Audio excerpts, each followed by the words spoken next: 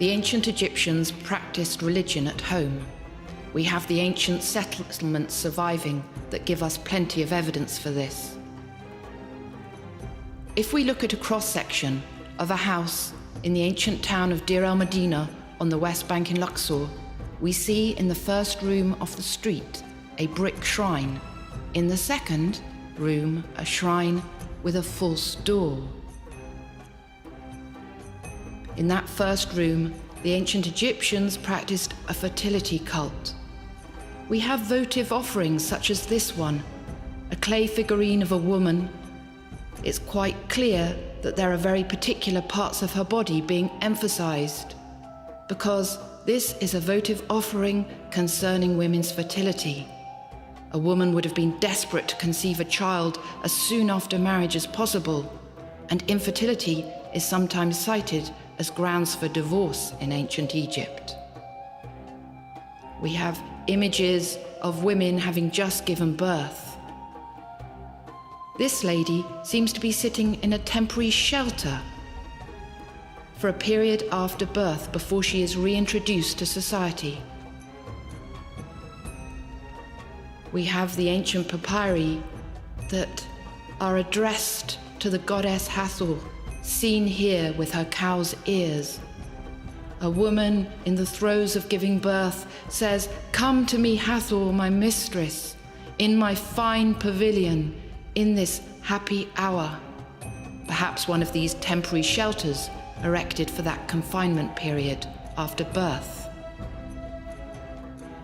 But in half of the houses excavated at Deir el-Medina on the West Bank in Luxor, we see an interesting platform with steps leading up to it.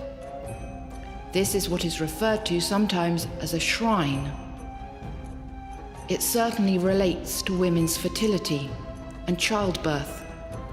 We see here the lower part of a painted scene that survives on plaster from one of these shrines. We're looking at the lower part of a trunk, a date palm trunk, on which a woman sits with her feet on a mat or a cushion. She's surrounded by attendants supporting her. That was the lower part of a scene like this one, drawn on a flake of ostrakhan found in the same place, Deir el-Medina. The woman is breastfeeding, she has just given birth. The fragments of painted plaster found in that front room at Deir el-Medina focus on women, focus on fertility and procreation.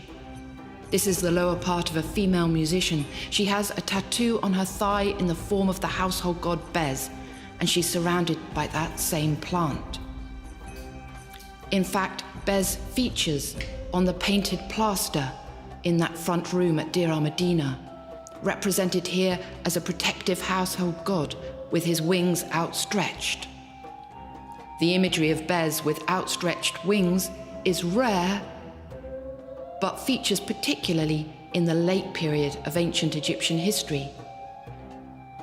Bez didn't only protect women and babies in childbirth, he was also present during nighttime to protect vulnerable sleepers in those hours of darkness and slumber. The threats at that time were scorpions, snakes, intruders, demons, bad dreams. He stuck out his tongue. This is an ebony figure that formed part of an open-work frieze on the footboard of a bed. Tutankhamun had Bez on either end of his foldable headrest.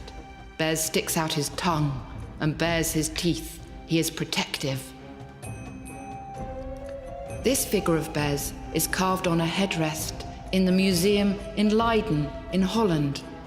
Bez goes one step further than baring his teeth and sticking out his tongue. He has knives balanced on his feet, and he seems to be eating snakes, or perhaps pulling them out of his mouth.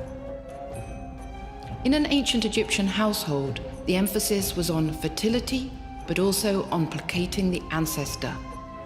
Ancestor busts such as this were worshipped. We see a woman here pouring a libation and burning incense before one of these ancestor busts. It was important to keep the deceased ancestors happy in order for order to remain in the family.